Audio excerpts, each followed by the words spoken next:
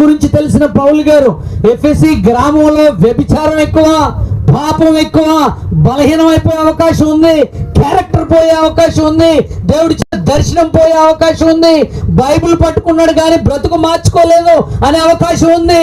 కానీ యేసయ్య పాదాల దగ్గర నేర్చుకున్న పౌలు గారు, పౌలు పాదాల దగ్గర కూర్చున్న తిమోతి గారి జీవితం చాలా ప్రాముఖ్యమని పౌలు గారు అన్నాడు. యేసు క్రీస్తు కృప చేత బలవంతుడు కమ్మ. ఎవరు మిమ్మల్ని బలపరిచేది? ఇప్పుడు యేసు క్రీస్తు కృప. దేవునికి స్తోత్రం. The grace of God. దేవుని కృప మిమ్మల్ని బలపరచాలా. బలహీనుడు ఏ కృప నిన్ను పిలిచింది సువార్తకి? నాలో ఏమన్నా గొప్ప ఉందండి?